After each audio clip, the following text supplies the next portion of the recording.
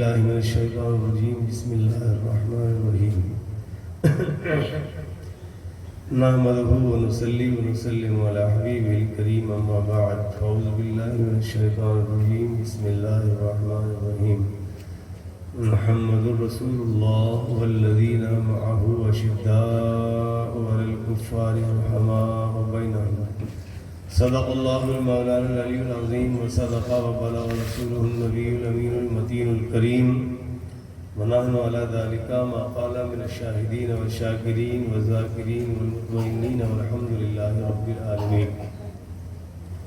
معزز سامعین، محترم حاضرین، ہم اور آپ آج کی اس تعزیتی محفل میں شریک ہو رہے ہیں اور میں نے قرآن کریم کی ایک مختصر سی آیت پاک تلاوت کی ہے، اس پر تھوڑی دیر کے لیے گفتگو ہو۔ مجمع ماشاءاللہ کم صحیح لیکن پرسکون خاموش مجمع ہے۔ چند باتیں آپ سے عرض کریں گے آج کی اس مبارک محفل کے تعلق سے، چونکہ مرحومہ کا یہاں سے انتقال ہوا ہے اور ماسٹر عاشق علی صاحب جو میرے بہت قدیم اور پرانے ملنے والوں میں سے، ساتھیوں میں سے ہیں، تقریر آج کل میں نے کم کر دی ہے لیکن انہوں نے حکم فرمایا کہ حضرت آپ کو آنا ہے تو میں حاضر ہوں۔ وقت بھی زیادہ ہوا ہے لیکن جس جگہ کھانا ہوتا ہے وہاں تقریر جمتی نہیں۔ وجہ اس کی یہ ہے کہ لوگ کھانا کھا کے چلے جاتے ہیں۔ میں نے گجرات میں کئی جگہ دیکھا ہے کہ پہلے جلسہ ہوتا ہے، بعد میں کھانا کھلایا جاتا ہے اور وہاں کئی لوگ ساتھ بیٹھ کر ایک ہی طبق میں کھانا کھاتے ہیں۔ وہ بھی ایک اچھا سلسلہ ہے، لیکن چونکہ وقت نکل جاتا ہے کھانے کا، اس لیے لوگ کم کھا پاتے ہیں۔ پھر بھی ایک سلسلہ وہاں جمع ہوا، کئی جگہ میں نے ضلع راجکوٹ میں، پوربندر میں، کتنی جگہ، کئی جگہ گجرات میں، ہمت نگر وغیرہ میں دیکھا ہے، لوگ سنتے ہیں، بڑے شوقین ہیں۔ آپ کے سامنے بھی قرآن کریم کے 26ویں پارے کی آیت پاک تلاوت کی ہے۔ اللہ رب العزت قرآن کریم میں ارشاد فرماتا ہے، لیکن اس سے پہلے اسلام کے تعلق سے ایک دو باتیں سن لیجئے۔ شاعر کہتے ہیں، اسلام تیری نبض نہ ڈوبے گی حشر تک، اسلام تیری نبض نہ ڈوبے گی حشر تک، تیری رگوں میں خون ہے رواں چار یار کا۔ سبق پھر پڑھ صداقت کا، شجاعت کا، سخاوت کا، عدالت کا، لیا جائے گا تجھ سے کام دنیا کی امامت کا۔ ہم لوگ دنیا کی امام بن کر آئے، دنیا میں قائد بن کر آئے، چونکہ اتفاق کی بات ہے کہ اس مہینے میں جو اپنا ہمارا اسلامی 12واں مہینہ ہے اور آنے والا مبارک مہینہ اسلام کا پہلا مہینہ محرم شریف ہے۔ سب سے پہلے تو یہ اپنے بچوں کو، جیسے میرے نوجوان مولوی مولانا ادریس رضا نے آپ کے سامنے بتایا ہے کہ بچوں کو دینی تعلیم کے سانچے میں ضرور ڈالا جائے۔ یہ ماں باپ کا پہلا فرض ہے۔ جہاں ان کو تعلیم و تعلق کا فکر ہے وہاں ان کو تربیت کا بھی فکر ہونا چاہیے۔ ماں باپ کا خالی تعلیم ہی دلانا، شادی بیاہ کرنا بھی فرض نہیں ہے، بلکہ ان کی تربیت بھی کرنا ضروری ہے۔ تربیت کا مطلب کیا ہے؟ تربیت کا مطلب یہ ہے کہ کس طرح رہیں، کیسے کھانا کھائیں، کیسے سلام کریں، کس سے ملیں، چھوٹے بڑے کی تمیز کیسے ہو، سلام مصافحہ کیسے کریں، ادب سے کیسے بیٹھیں، بات کرنی ہو تو بیچ میں بڑوں کی بات کے بیچ میں نہ بولیں، اور اخلاق کی باتیں بتائیں۔ یہ اخلاق بہت بڑی چیز ہے، اس لیے کہ جس میں اخلاق ہوتا ہے وہ انسان کامل کہلاتا ہے۔ اللہ کے حبیب سرور کائنات نے قرآن کریم میں اللہ نے ارشاد فرمایا ہے، وَإِنَّكَ لَعَلَىٰ خُلُقٍ عَظِيمٍ، اے محبوب میں نے آپ کو، ہم نے آپ کو خلق عظیم کے بڑے مرتبے پر فائز کیا ہے۔ تو اخلاق جس کے اچھے ہوں گے، جس کی عادتیں اچھی ہوگی، وہ انسان بھی اچھا کہلائے گا۔ دنیا میں چند دن کے لیے ہم آئے ہیں، زیادہ لمبا نہیں جینا ہے، عمر اتنی ہی لائے ہیں جتنی اللہ نے لکھی ہے، لیکن اس کو چھپا رکھا ہے۔ پتہ نہیں کون آدمی کس وقت انتقال کر جائے گا، کون مرد کون عورت کب انتقال کر جائیں گے، یہ اللہ نے پوشیدہ رکھا ہے۔ پوشیدہ اس لیے رکھا ہے کہ اگر یہ پتہ چل جاتا کہ فلاں آدمی فلاں وقت، فلاں سال اور فلاں مہینے میں انتقال کر جائیں گے تو دنیا میں ہنگامہ مچ جاتا ہے، دنیا الٹ پلٹ ہو جاتی ہے، درہم برہم ہو جاتی ہے۔ لیکن اللہ رب العزت نے اس چیز کو اس لیے خاموش رکھا ہے، چھپائے رکھا ہے، تاکہ دنیا کا نظام باقی رہے اور انسان ہر وقت اپنے آخرت کی تیاری میں رہے۔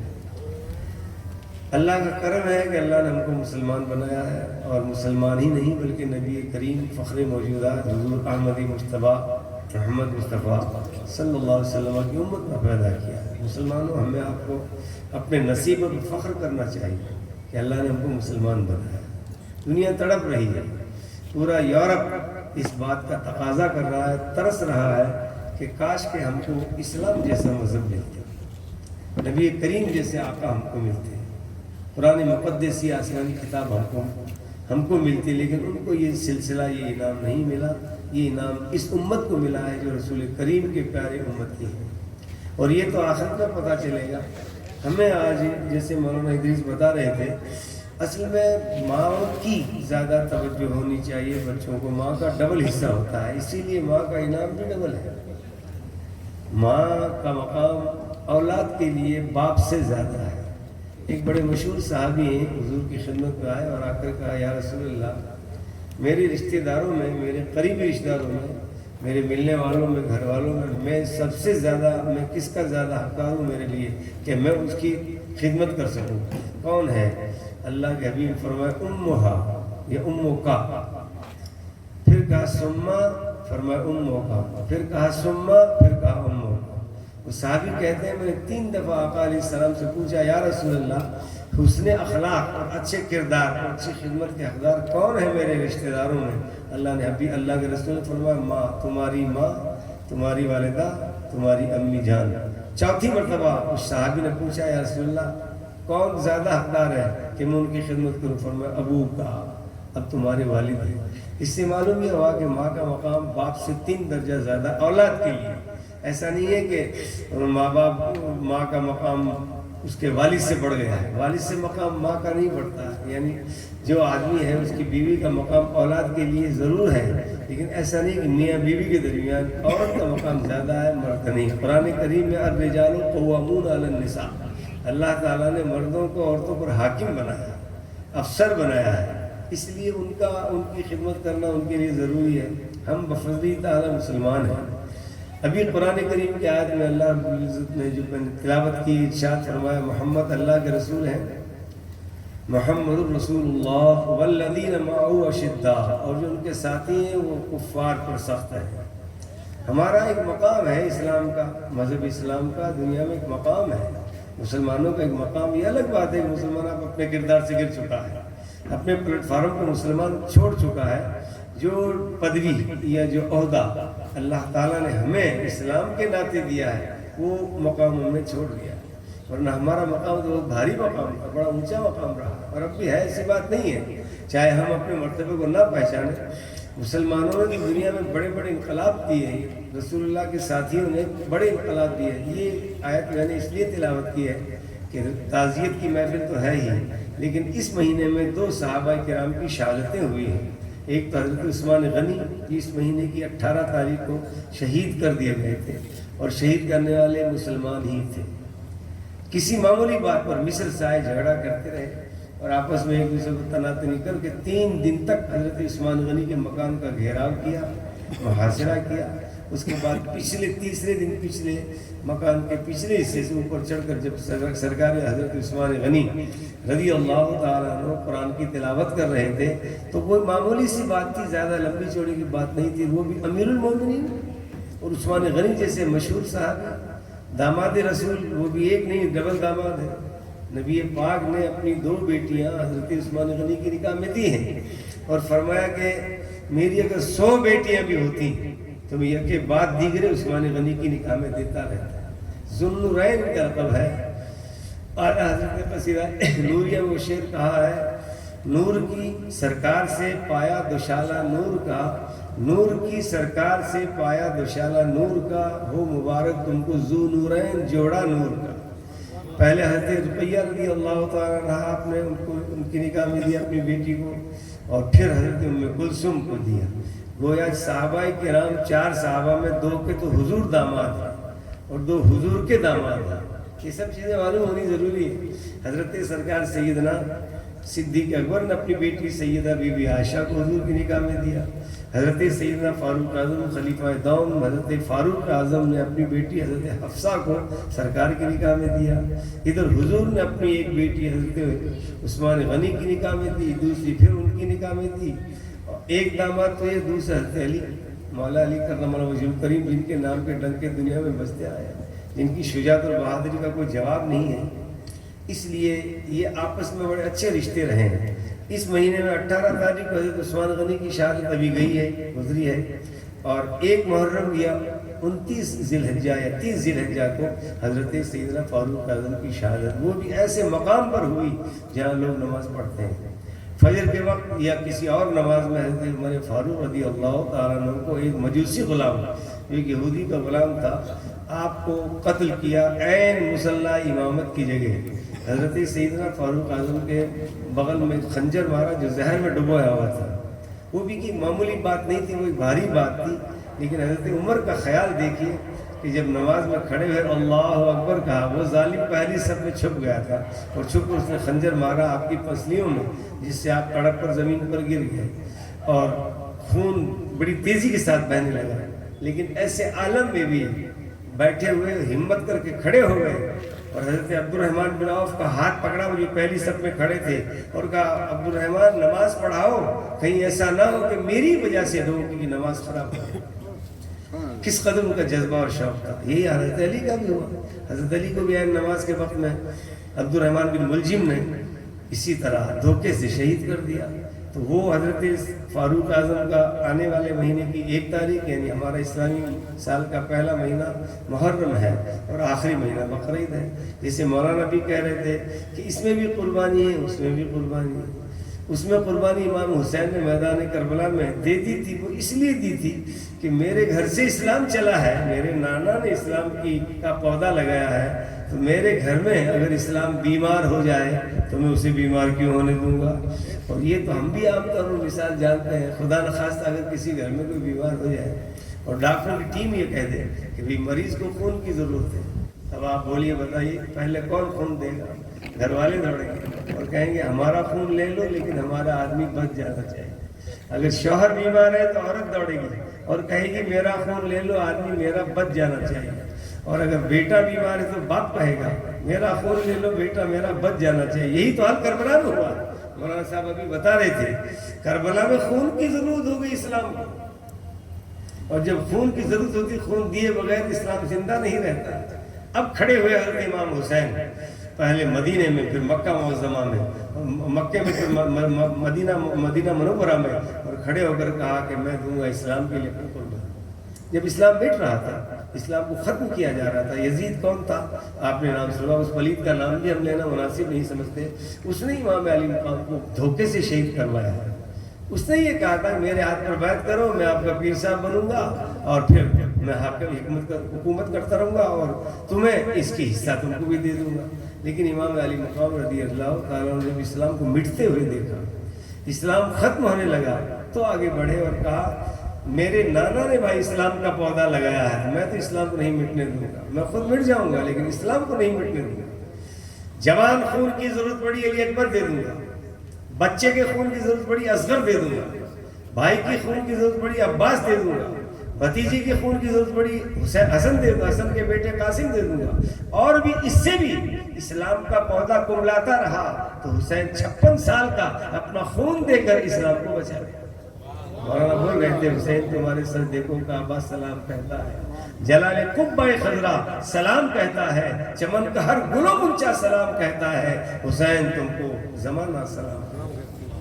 حضرات یہ اسلام یوں نہیں ملا اپنے کو. آج بیٹھ کر اپنے آرام سے روٹی کھا رہے ہیں چھاؤں میں. یہ روٹی معمولی چیز نہیں ہے, بڑی مشکل سے روٹی اپنی صحابہ کرام کی گردنیں کٹتی رہیں. اور حضرت سیدنا فاروق اعظم جب امیر المومنین تھے تو مسلمانوں کی طاقت اور ہمت کا جلوہ دیکھیے کہ جس وقت یہودیوں نے سر اٹھایا تھا اور کہا ہم مسلمانوں کو دنیا ہستی سے مٹا دیں گے, سیدنا فاروق اعظم سب مسلمانوں کے امیر تھے.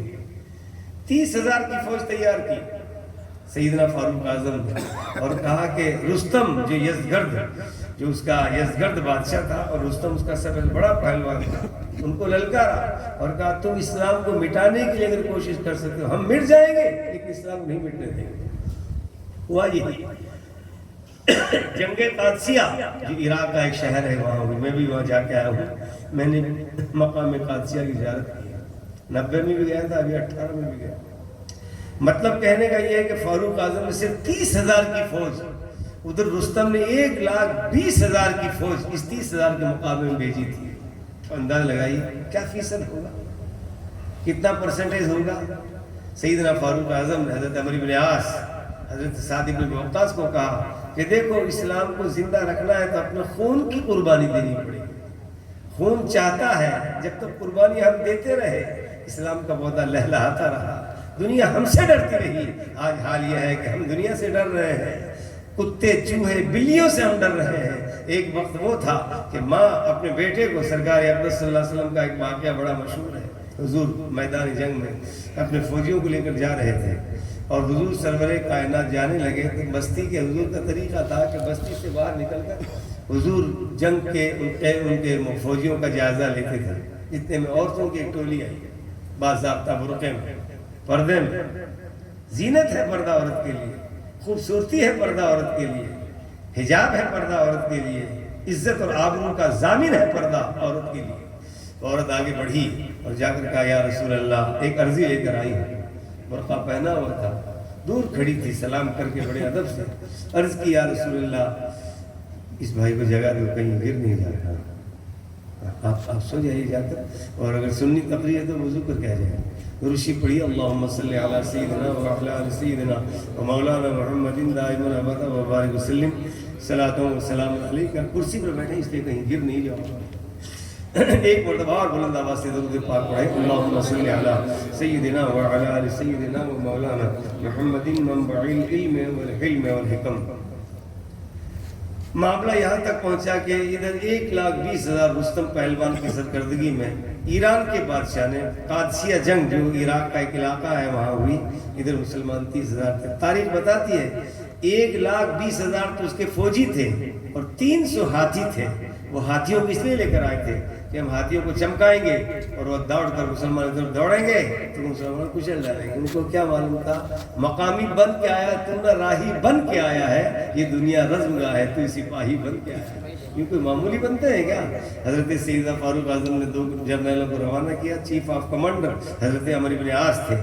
جب آگے بڑھے مسلمانوں کی 10,000 ٹولی نے 1,20,000 رستم سمیت یہودیوں کے اور ایرانیوں کے فوجوں کو تحت طے کر دیا۔ مسلمان 10,000 کام آئے، 30,000 گئے تھے، 20,000 اللہ کرم سے غازی بن گئے، بچ گئے۔ وہ پوری کی پوری فوج کو کاٹ کر سب سے بڑا کام انہوں نے یہ کیا، مسلمانوں کو خفیہ طور پر معلوم ہو گیا تھا کہ ہاتھی لے کر آ رہے ہیں، تو مسلمان ایک گیلا سیال مادہ لے کر گئے تھے اور ایک باندھنے کی کہا کہ 500 مجاہدین سے کہا تھا تم کوشش کر کے ہاتھیوں کی دم کو یہ چیز باندھ دینا، جو لکڑی تھی اور اس میں آگ بھی لگ سکتی تھی۔ انہوں نے کسی طرح کوشش کر کے کچلتے ہوئے کچلے جاتے رہے، ہاتھیوں کی دم کے پاس، چند ہاتھیوں کی پونچھ کے پاس، کیونکہ ہاتھی کی پونچھ زیادہ بڑی نہیں ہوتی، چھوٹی ہوتی ہے، اس کے وہ سیال مادہ کا ایک فلی تھا جو کپڑا اس میں بھرا ہوا تھا رانگے میں، جس میں آگ بڑی تیزی سے جلدی لگتی ہے، وہ لگا کہ کسی طرح مسلمانوں نے ہمت کر کے تقریباً 25-30 ہاتھیوں کی پونچھ کو وہ رانگا باندھ دیا اور باندھ کر آگ لگا دی۔ ادھر آگ لگی، ہاتھی چمکے اور دہاڑتے ہوئے واپس بجائے آگے بڑھنے کے پیچھے مڑ کر انہی کی فوج کو کچل ڈالا، کچل کر بالکل ستیہ ناش کر دیا ان کا، اور پھر ہاتھی بھاگتے انہی کی لاشوں کو کچلتے ہوئے پیچھے جنگ کی طرف بھاگ گئے۔ مسلمانوں کی حکمت عملی تھی، پھر مسلمان تلوار لے کر دوڑا اور اللہ کا نام لے کر، اس لیے کہ جب اللہ کے نام پر تلوار چلتی ہے اور اسلام کو بچانے کا معاملہ ہوتا ہے تو پھر اللہ کے حبیب، اللہ کے رسول کے صدقے میں 10,000 مسلمان شہید ہوئے، 20,000 زندہ رہے، اور ان 20,000 نے اور 10,000 نے 30,000 مسلمانوں نے 1,20,000 اور 300 ہاتھیوں کو تحت طے کر کے فتح کا جھنڈا لہراتے ہوئے مدینہ پاک پہنچے۔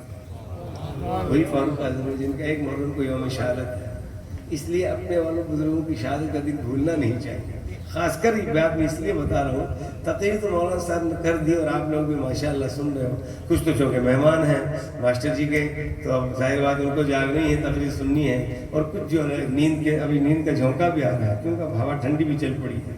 ایسے موقع پر جہاں اللہ کا ذکر ہوتا ہے نا، تنزل الرحمہ، اللہ کی رحمت نازل ہوا کرتی ہے، جب رحمت نازل ہوتی ہے تو نیند کا جھونکا ہوتا ہے۔ आग के पास नींद नहीं आती है, बागीचे में नींद आती है। ये हमारा नौजवान पहलवान बैठ के खूब गौर से बड़ी ठाठ से नींद लेने लगा, लेकिन चूंकि मेरी नज़र पड़ गई, भाई मेरी तकलीफ में मैं किसी को सोने नहीं देता हूँ, ये आप ध्यान रखिए। अरे वैसी बड़ी मुश्किलों से आजकल नागौर में तकरीर होती है। मैंने नागौर में बहुत तकरीर की, कोई महल्ला ऐसा नहीं जहाँ मैंने तकरीर नहीं की। एक दौर तो ऐसा आया कि पूरी पूरी रात 2-2 जलसे हुआ करते थे। शायद पुराने लोग मुझे जानते होंगे या कई लोग नहीं भी जानते हैं। खैर मुझे जानने की नहीं जानने की जरूरत नहीं है, लेकिन ये नागौर चूँकि तारीखी शहर है, ये औलिया किराम का मरकज़ है, सरकार ख्वाजा की निगाह इस पर पड़ी है, तभी उस सुल्तान तारकीन को यहाँ भेजा है। और सुल्तान तारकीन तो अजीम शान शख्सियत है। हज़रत ख्वाजा के साथ, ख्वाजा के साहबजादे के साथ, ख्वाजा के साथ में हज़रत बड़े पीर साहब की दरगाह में जो आज गौसे आज़म के बड़े साहबजादे सैयदना सैफुद्दीन जिलानी, मैं भी इस तरह आराम, इस पर उनकी नज़र पड़ी थी। गौसे पाक से जाकर वापस मिले तो सरकार गौसे पाक की भी नज़र पड़ी, सरकार ख्वाजा की नज़र भी पड़ी, फखरुद्दीन सरवार शरीफ वालों की नज़र भी पड़ी। औलिया किराम का मरकज़ रहा था। और तारीख का वो पन्ना याद करो जिस वक्त यहाँ राजा रायमल हुकूमत करता था। राजा पृथ्वी राज अजमेर में, राजा एक अजमेर, तीनों भाई थे, तीनों ने हुकूमतें की। इस वक्त मुझे नाम याद नहीं आ रहा, लेकिन यहाँ जो राजा रायमल था वो यहाँ बहुत ज़्यादा जुल्म तशद्दुद किया करता। ये किले की दीवारें आपके सामने किला है ना नागौर का, इसकी दीवारें आज भी खून से लथपथ हैं। यहाँ मुसलमानों का सुबह सुबह जल्दी जल्दी रात में उनको पकड़ कर लाते और मर्डर किया जाता है। नागौर की औरतों को मैं जिंदा दिल औरतों को सलाम पेश करता हूँ, मुबारकबाद पेश करता हूँ। गालिबन तेली कौम की वो औरत थी कि जब एक मुसलमान सिपाही को पकड़ कर नागौर के किले में बंद किया जाना था, तारीख पढ़ो तो पता चलेगा। वो कहा क्या बात है, मुझे क्यों ले जा रहे हो? कहा चलो चलो तुम मुसलमान, तुमको किले में बंद करके कल तुम्हारी गर्दन काटी जाएगी। कहा गर्दन? वो अल्लाह के वली थे और थे कौन? काजी हमीउद्दीन नागौरी। ये रोल शरीफ में जो जुब्बा शरीफ लेकर आए, मज़ार तो दिल्ली महरोली शरीफ में है, आप कभी गए होंगे तो हाजिरी दी होगी। हज़रत कुतुब साहब के पाए थे काजी साहब का मज़ार। ये तारीखी शहर नागौर औलिया किराम का मरकज़ रहा है। राजस्थान में शानी मदीनतुल औलिया कहलाता है, यानी वलियों का दूसरे नंबर का शहर नागौर है। आप तारीख पढ़े, हज़रत ख्वाजा हमीउद्दीन राहानी की तारीख पढ़े, जो एक पत्थर से टेक लगाकर बैठते थे। उस पत्थर में ऐसी सिफत पैदा हुई कि जिसकी कमर में दर्द होता था वो अगर अपनी पीठ को, अपनी कमर को उस पत्थर के लगाते दर्द खत्म हो जाता था। अरे पत्थरों तुमको किसने बाफैज बना दिया? तो कहा हमको किसी ने नहीं बनाया, हमारी निस्बत और हमारा टकराव हो गया अल्लाह के वली से, और जहाँ अल्लाह का वली होता है वहाँ रहमत ही रहमत हुआ करती है। नागौर पढ़ो, क्या आपको पता चलेगा कि नागौर की तारीख में क्या क्या है। ऐसा पकड़ के ले गए, जाकर कहा बंद कर दिया। कहा मुझे किले में बंद क्यों करते हो? इसी किले की बात है, आपके सामने जो किला है ये तारीखी शहर, ये जोधपुर से पुराना शहर है नागौर। तारीख आप पढ़ेंगे तो आपको यकीन इतिहासकारों को मालूम हो। जब उनको पकड़ कर ले गए राजा रायमल के कहने से, और लाकर नागौर के किले के कमरे में बंद करके जब फाटक निकाल लेंगे, ऐसा फाटक था लोहे का बड़ा, तो कायसार कह रहे मुझे बंद क्यों करते हो? क्या बात, क्या आपको रात में बंद रहना, कल आपको मार देंगे? क्या बंद रहना है? हम तो अल्लाह वाले बंद रहते नहीं, हम तो बंद करते हैं अपनी निगाहों से। भागने वालों को पकड़कर बंद कर दिया करते हैं। नहीं आपने सिपाहियों की थोड़ी सख्ती की तो हजरत काजी साहब ने एक नारा मारा, अल्लाह अकबर। इतना कहना था कि उस कमरे की छत उड़ गई। वो है वो किले में आज तक है, लेकिन मैंने कभी पता देखा नहीं, तारीख में जरूर पढ़ा है। तो कमरा अब भी बिखरा पड़ा हुआ कि नागौर के किले के अंदर। फिर काली साहब उससे निकले दौड़े, और दौड़ते दौड़ते चूंकि वो औरत जिसने रोटी आपने मांगी थी, रोटी उसने खिलाई थी, वो आप रोहन शरीफ जा रहे थे, और नागौर के दिल्ली गेट और गांधी चौक के बीच में वो घर आता है। अब उस घर का पता नहीं है, लेकिन तारीख में इतना ज़रूर मिलता है कि वो तेली का मकान था। बिरादर से वो तेल का काम किया करते थे। तो कहा अम्मा रोटी खिला, रोटी करती मेरे बेटे को पकड़ कर ले जाएंगे कल। कहा नहीं आप रोटी खिलाओ। तो उन्होंने एक सोगरा बना कर दिया, बाजरे का सोगरा होता है ना, वो दिया, और ऊपर फली का साग डाल के दिया। उनको खाना का होता है, अल्लाह वाले तो दिखावा करते हैं, ये तो खाली खाते नहीं हैं, खिलाते हैं। ये तो आपने 2-4 लुकमे सब्जी के लिए और रोटी को यूं रख दिया। इतने में राजा के सिपाही पकड़ कर ले गए, कमरे में बंद किया। आपने एक नारा मारा, कमरा गूंज उठा। ये सिलसिला जब चला तो काजी साहब दौड़े सूफी साहब की दरगाह की तरफ। उस वक्त सूफी साहब नहीं थे, दरगाह की तरफ दौड़े। ये मामला बहुत पुराना है। तो इस वक्त आज सरावगियों का एक महल है, वो मंदिर है शायद, यहाँ नागौर में एक मशहूर मंदिर है सरावगियों, तारीख में ही आया है। وہیں ایک پاس میں مسجد بھی ہے. قاضی صاحب وہاں جا کر بیٹھے تو رانی جو راجہ رائمل کی بیوی تھی اس کو پتہ چلا کہ اللہ کا بندہ ایسا آیا جو بولتا ہے تو مکان کے مکان اڑ جاتے ہیں. تو کہا اچھا اپنی داسیوں کو لے کر پہنچی اور لے کر پہنچ کر ان کے درشن کرنا چاہتی ہوں میں. تو داسیوں سے کہا ارے نہیں ایسا. تو راجہ کو پتہ چلا, وہ بھی دوڑ کر آیا منع کرنے کے لیے. لیکن تاریخ کا تسلسل بتا رہا ہے کہ قاضی صاحب کا چہرہ دیکھتے ہی رانی کے دل کی دنیا بدل گئی اور اس نے کہا اس چہرے میں مجھے نور نظر آ رہا ہے, اس چہرے مجھے, یہ چہرہ جھوٹا نہیں ہو سکتا. یہ کہہ کر اس نے کلمہ پڑھا لا الہ الا اللہ. جب یہ کلمہ پڑھ لیا تو راجہ نے کہا اب میں تیرے سے پیچھے نہیں رہوں گا, جب تو کلمہ پڑھ کے مسلمان ہو گئی ہے تو میں بھی کلمہ پڑھ کر مسلمان ہوتا ہوں. راجہ رائمل کا اسلامی نام عبداللہ ہے. تاریخ پڑھے تو آپ لوگوں کو پتہ چلے گا.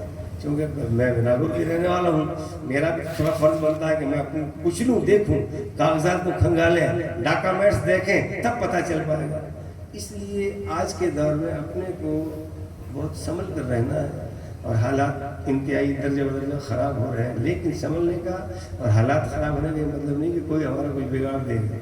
مسلمان تو ہے ہی, مسلمان وہ مسلمان تھے جو میدان میں نکل آئے تو جوش حق سے قیصر اور کسریٰ کو کچل آئے. جہاں پہنچے زمین کو آسمان سے کر دیا اونچا, جہاں ٹھہرے در و دیوار کا نقشہ بدل ڈالا, جہاں ٹھہرے در و دیوار کا نقشہ بدل ڈالا. سمندر میں بھی ان کی دوڑ کی راہیں نکل آئی اور پہاڑوں پر بھی ان کے فیض کے چشمے ابھر آئے. حضرات اپنی تاریخ تو پڑھو. ہم لوگوں نے اپنی تاریخ بھلا دی ہے. دنیا میں ہم نے نام کیا ہے, دنیا میں ہمارا کام رہا ہے, دنیا آج بھی اس بات کی گواہ ہے. اور یہ اسلام تلوار کی زور سے نہیں پھیلا ہے, اسلام پھیلا ہے اخلاق کی تلوار سے, محبت کی تلوار سے, کردار کی تلوار سے, ملنساری اور محبت کے ملے جلے احساس سے پھیلا ہے. خدا کے واسطے مسلمان, ابھی میں رسالہ لائے ہوں, میں نے بابو کو دیا ہے, جولائی کا رسالہ, اس میں نے ایک واقعہ لکھا ہے جو کہ مسلمان اب بیدار ہو جائیں, جو اس کی ہیڈنگ ہے, یا تو اس میں یا پھر جون کے مہینے میں. بہرکیف آج کا یہ پروگرام جلسہ اپنے کو زیادہ لمبی چوڑی, میٹر تو میرے پاس بہت ہے. اگر میں صبح تک بھی بولتا رہا تو میرا میٹر ختم ہونے والا نہیں ہے. مجھے تقریر کرتے 46 سال ہو گئے اور اللہ کا کرم ہے کہ ناگور کی پہلی تقریر ہی سے میں چمکا ہوں, یعنی مجھے بولنا آیا ہے کچھ. وہ پہلی تقریر یوم بدر کو مولانا ادریس صاحب, یہ دلی گیٹ کے پاس میں اندر ایک نار خان غازی کی درگاہ ہے, وہیں ایک مستری عبدالغنی تھے جودھ پور کے, وہ تو انتقال کر گئے, ان کے بیٹے وغیرہ بھی ہیں, وہ مجھے جودھ پور سے لے کر آئے تھے اور یہاں وہ تقریر 17 رمضان کو یوم بدر کے لحاظ سے تقریر کروائی تھی. بس وہ تقریر کرنی تھی اور مجھے اللہ کی طرف سے کچھ نہ کچھ بولنا آ گیا. یہ بزرگوں کا کرم ہوا کرتا ہے. اور خوب تقریر ہوئی اس سال تو جودھ پور شہر میں رمضان کے مہینے میں 2 تقریریں, ایک تقریر اگر ماہی دروازے میں ہو رہی ہے, دوسری تقریر پٹھانوں کے محلے میں ہو رہی ہے, ایک تقریر اگر دلی گیٹ خان صاحبوں کے محلے میں ہو رہی ہے تو دوسری تقریر ریلوے اسٹیشن پر ہو رہی ہے. وہ عبدالحکیم صاحب جو جن کو ٹریکٹر مولانا کہتے تھے, شاید آپ جانتے ہوں گے نا, سنا ان کا لقب ٹریکٹر مولانا تھا. تو وہ بیچارے بڑے خوش مزاج اچھے آدمی تھے, اللہ ان کی مغفرت کرے. اور ہر جلسے میں ہر تقریر میں ساتھ دعا کرتے تھے اور بڑے جوش کے ساتھ. حالانکہ زیادہ علم تو ان کے پاس نہیں تھا, لیکن ایک تاریخ مولانا کئی ہوا, آپ کو پتہ ہی نہیں ہوں گے. ٹریکٹر مولانا یہاں ہوئے ہیں, ڈپٹی مولانا یہاں ہوئے ہیں, مدنی مولانا یہاں ہوئے ہیں, پوچھے مت. یہ شہر بہت ساری مجموعی چیزوں کا مجموعہ ہے. تو میں چونکہ ابھی آج میرا تھوڑا موڈ بھی بن گیا ہے, اب تقریب میں تو وقت گنجائش نہیں اتنی کہ اجازت دے ہم کو کچھ بولے, لیکن آج کا چونکہ 2 باتیں خاص کر میں نے 2 شہیدوں کی بات کہی ہے اور آنے والے مبارک مہینے کا چاند دیکھ کر دعا کریں کہ یا اللہ تو ہم کو اس نئے سال کی برکتیں عطا فرما اور یہ سال ہمارے لیے خوشی اور فرحت و انبساط کا نکلے. اے اللہ تو ہم کو ہر فساد, ہر فتنہ, ہر بھوکم, ہر زلزلہ, ہر لڑائی جھگڑے سے مولا تو ہمیں محفوظ فرما. اور یہ دعا کریں اور اپنے بچوں کو دینی تعلیم, یہ جو نام میں نے چند بتائے ہیں نا, یہ نام, یہ تاریخیں بھی یاد رکھوائیں. چھوٹے چھوٹے بچوں کو یاد رکھوائیں گے.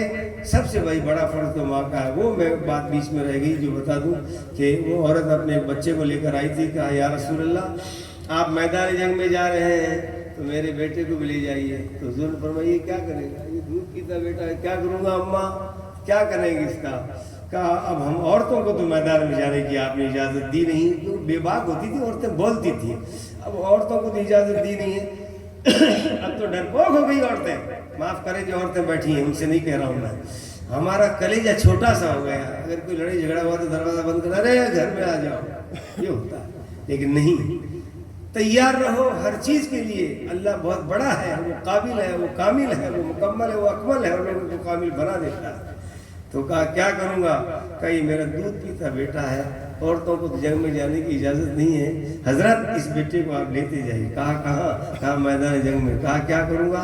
कहा जिस वक्त दुश्मन के तीर चलने लगे, कहा मेरे बेटे को अपनी कमर के पीछे बांध लेना, मैं तो जा नहीं सकती, लेकिन जो आपके ऊपर तीर आएंगे वो मेरे बेटे पर लगेंगे। कहा फिर क्या होगा? कहा क़यामत के दिन ये आपकी बांधी आपकी उम्मतिया कहेगी कि या अल्लाह मैं और तो कुछ नहीं कर सकी, अपना दूध पीता पीता बेटा मैंने रसूल के करम के कदमों में नाद में कुर्बान कर दिया। वो औरतें थी हज़रात इस ज़माने की, जाहिर बात है माँ ऐसी थी तो औलाद भी ऐसी पैदा होती थी। एक शायर ने बड़ी अच्छी बात की, तकरीर ख़त्म कर रहा हूँ।